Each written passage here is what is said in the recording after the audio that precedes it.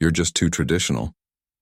That's what she said, eyes scanning my printed reports like they were relics from another era.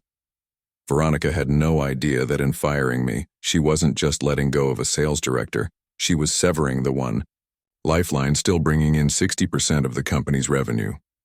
I didn't argue, just stood up, straightened my blazer, and walked out exactly how I came in, head high. That's when everything started to shift.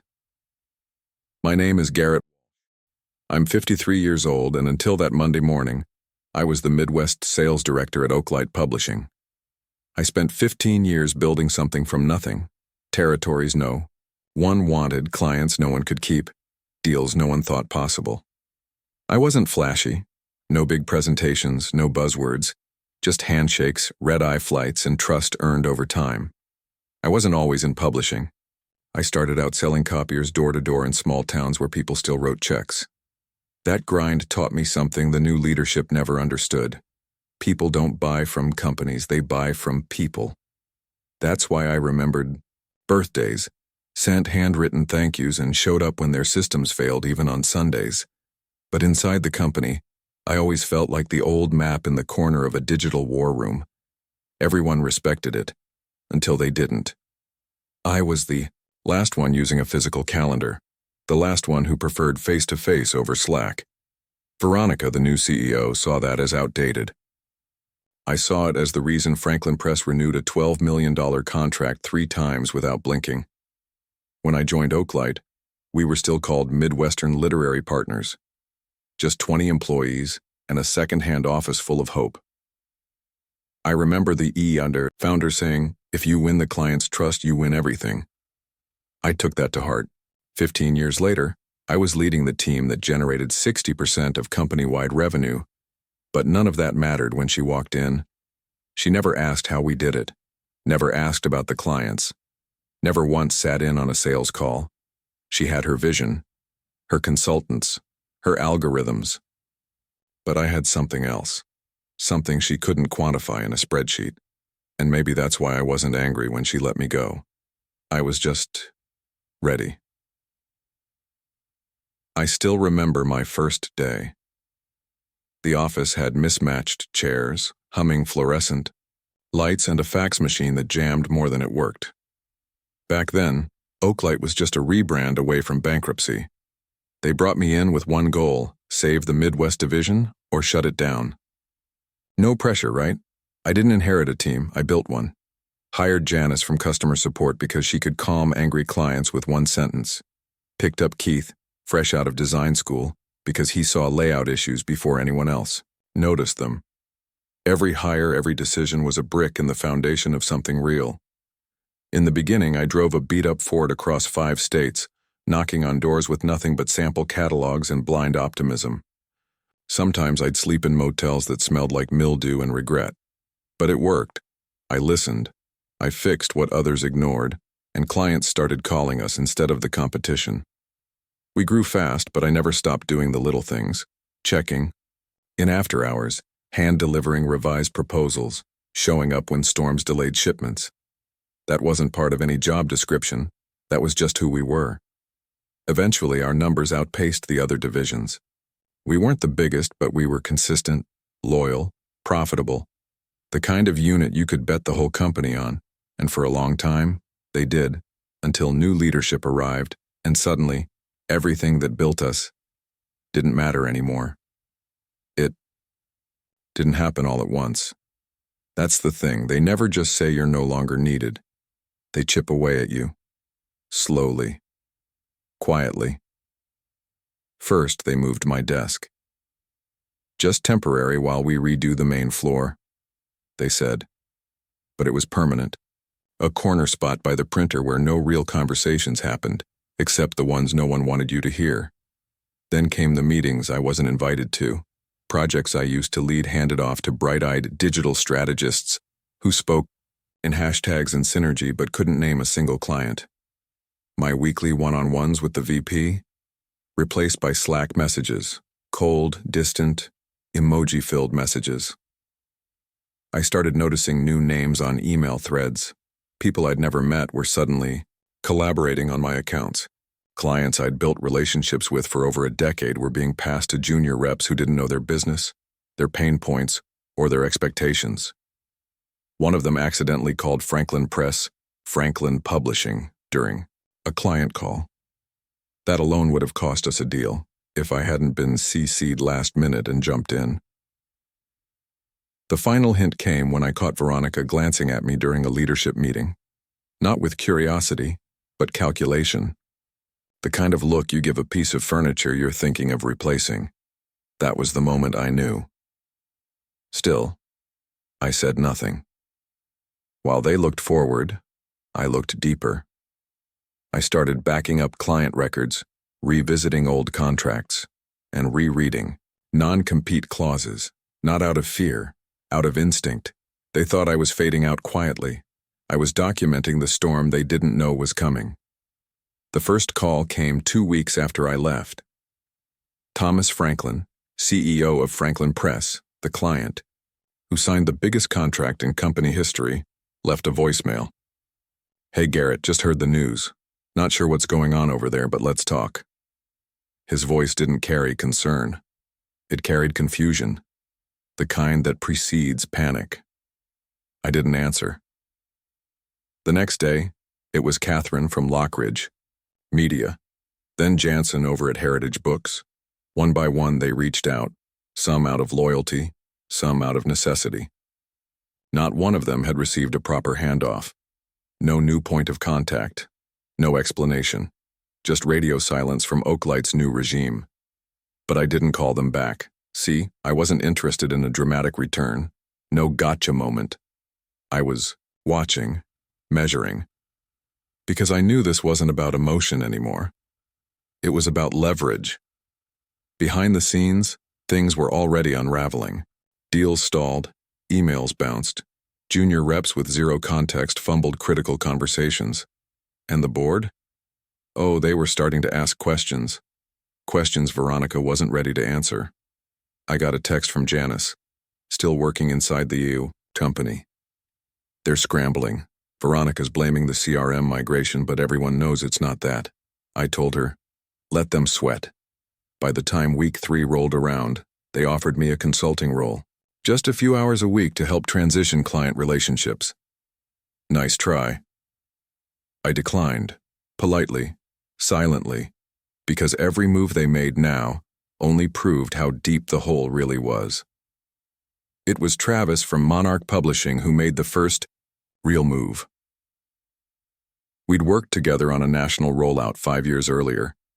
He remembered how I saved their launch after their logistics partner imploded mid-week.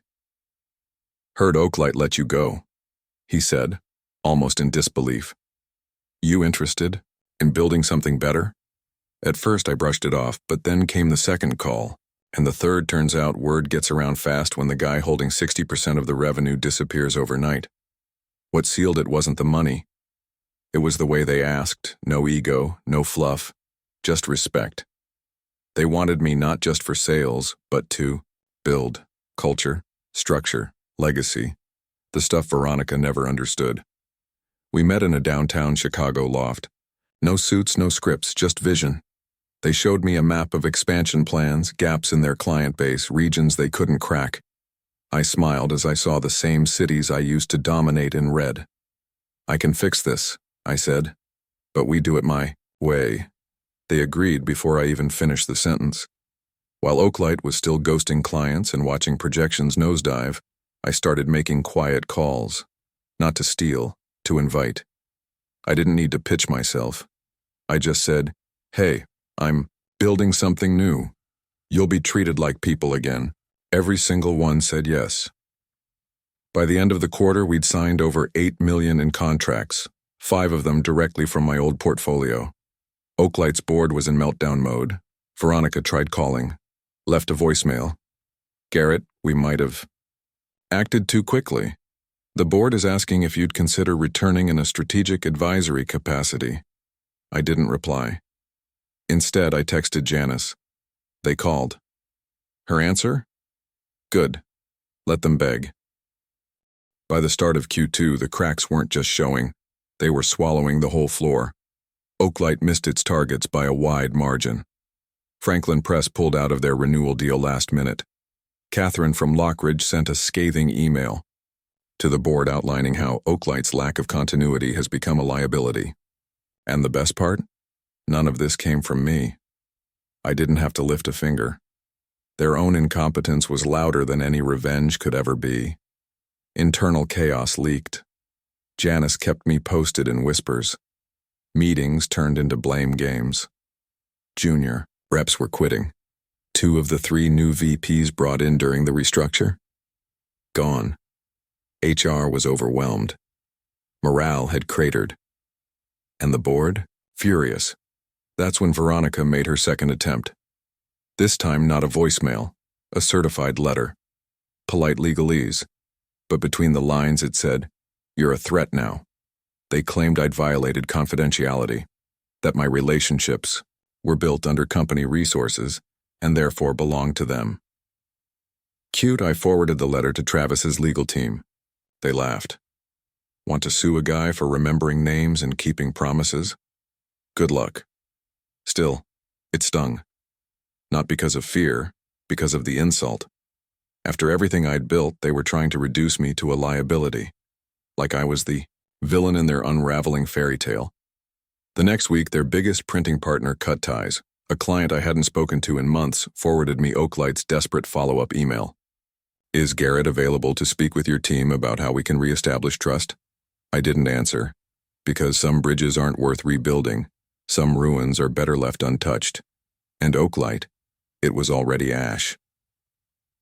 It started with a call from Keith. He was one of the few I'd mentored early on, a quiet guy, sharp designer, always kept his head down. After I left, they moved him to a shared workspace with interns, stripped his responsibilities, treated him like a leftover. I probably shouldn't be saying this, he began, voice low, but there's something you should know. They planned your exit way before the restructuring. I didn't say anything, he continued. They hired a consultant 3 months before you were let go. Not for strategy, for replacements. Your accounts, your clients. They were mapped out. Veronica told the board she could slash payroll by 40% and maintain revenue. That's when I knew this wasn't misjudgment. It was manipulation. They never intended to transition the accounts. They intended to use me, bleed my relationships, try then swap me for something cheaper, and when it failed, they tried to spin it like I'd sabotaged them. But here's the thing about people like Veronica. They always underestimate the quiet ones. They forget who you helped, who you protected, who you trained. Because 3 weeks later, I got a message from someone unexpected. Thomas. Oaklight's CFO. Garrett, we need to talk. I agreed to a private lunch. He looked tired, thinner, worn down. I didn't vote for your dismissal, he said, but I didn't fight it either. And that was a mistake. Then he slid a folder across the table. Inside, internal memos, strategy, decks, and a proposal to investors. Veronica had pitched the idea of phasing out legacy leadership as a cost-saving maneuver. She'd framed it like I was obsolete, while admitting in writing that my division was overperforming. That document? It was time-stamped 3 weeks before she invited me to speak at the leadership summit. That was the real sting. She smiled, in my face, while signing off on the plan to erase me. Thomas sighed. They're trying to paint the collapse as a market issue, but the board's starting to see it. Good, I said. They should. I left the restaurant with the folder tucked under my arm. Proof. Not that I needed it, but sometimes the truth is worth more than revenge. It validates the war they tried to deny ever existed. I didn't post anything on LinkedIn. Didn't announce a comeback. No, I'm excited to share, post. I just got to work. Travis gave me full autonomy to build the Midwest division from scratch. No legacy systems, no dead weight, just clean ground and a green light. The first thing I did, call Janice, then Keith, then Lisa from accounting, not out of pity, but because I knew what they could do when someone actually valued them. And this time I was building the kind of company I always wished I worked for. We didn't hire flashy, we hired right. People who returned calls after 5 p.m., People who remembered client kids' names. People who knew how to listen. Within 3 months, we'd onboarded 15 clients. Not stolen, welcomed. The ones who left Oaklight weren't jumping ship. They were coming home. I still wore the same beat-up watch. Still carried my notes in a leather folder that had seen better days. But this time, the boardroom looked different. No glass walls. No buzzwords. Just results. And respect. That was the biggest shift. For the first time in years, I didn't have to earn my place every Monday morning. I just occupied it. We held our first team meeting in a local co-working space with bad coffee and folding chairs, and it felt like the beginning of something real. Not an empire, not an ego project, just a group of professionals who knew what mattered. On my way out that night, Janice tapped my shoulder. "Feels different, huh?" "Yeah," I said. "It feels honest." I wasn't chasing approval anymore. I wasn't fighting to be seen. I was building a place where people could stay. And that's what they'll remember long after the numbers fade. The email subject line read, "Strategic Integration Opportunity." At first, I ignored it. Figured it was just another recruiter fishing with buzzwords. But something made me click. Maybe it was the sender's name. Or maybe it was the attached logo, the one I used to see printed on pens in the Oaklight boardroom. It was from their parent company. They wanted to talk. Turns out, Oaklight's collapse had created ripple effects. The board had removed Veronica, appointed an interim CEO, and now they were looking to merge what's left of Oaklight's infrastructure with Monarch, my division. Only this time they weren't offering me a seat at the table. They were offering me the table, head of integration, full authority to define the strategy, build the teams, decide what stays and what gets buried. I didn't respond right away. I sat with it, thought about all those late nights at Oaklight, all the flights, the silence after my termination, the insult of being labeled too traditional, and I realized I wasn't angry anymore. I didn't want revenge. I wanted order. So I replied. We met at a neutral site, some corporate suite with fake plants and leather chairs no one ever sat in. A senior advisor named Melinda led the conversation. Older, sharp-eyed, and brutally honest. "We underestimated what you built," she said. "We don't want to make that mistake again." I laid out my terms. No inherited managers. No vanity hires. No restructuring without field feedback. And no more people in charge who'd never sat across from a client. Silence. Then a nod. "You'll have full operational autonomy, as long as results follow." I smiled. That's the easy part. I walked out of that building the same way I walked out of Oaklight all those months ago, shoulders square, eyes forward. But this time I wasn't alone. I had a team, a mission, a chance to build something not just stronger, but smarter, not driven by fear, driven by principles. It was a Wednesday. Gray sky, light drizzle, the kind of morning no one remembers, unless you've been waiting for it. I parked across the street from the old Oaklight building. Same security desk, same marble floor, same elevator chime. But everything felt different. This time I wasn't walking in with a badge clipped to a name someone else controlled. I walked in as head of strategic integration, the guy whose terms were on page 1 of the merger documents, the guy they couldn't ignore anymore. I didn't announce my arrival, no speech, no parade. Just walked the halls now half empty, lined with unfamiliar faces and a few shocked ones. Some whispered. Some pretended not to see me. Others just stared, trying to figure out how the man they let go without a handshake was suddenly calling the shots. I stopped by my old office. It had been turned into a collaboration pod. Whiteboards, abstract art, no soul. I left it untouched. Instead, I set up shop in the open floor area, next to Janice and Keith, my people. We didn't need titles to know who made things move. We just needed eye contact, shared trust, and space to get things done. Melinda called later that day. The board's asking for a leadership photo. They want to update the press release. I told her, use a team shot. Let them see who really rebuilt this place. Because this victory, it wasn't loud. It didn't come with revenge posts or public takedowns. It came in the form of operations running smoothly, clients returning, staff smiling again. It came in the form of quiet competence. I didn't need to remind anyone what they lost when they let me go. They felt it. And now they saw it. Every time they looked at the systems, the people, and the future they nearly destroyed trying to save a few dollars. I could have walked away. After the merger was complete, after the numbers bounced back, after the applause quieted, I had the chance to cash out, let someone else steer. But I didn't. Because somewhere along the way, this stopped being about proving myself. It became about proving what's possible when you build with the right values and the right people. So I did something unexpected. I started mentoring, not just the high performers, the quiet ones, the overlooked ones, the ones who reminded me of who I was before the titles, before the office politics, before the betrayal. Every Thursday at 4 p.m. I'd block my calendar. No emails, no calls, just a circle of fresh faces in a break room. Notebooks open, eager eyes waiting.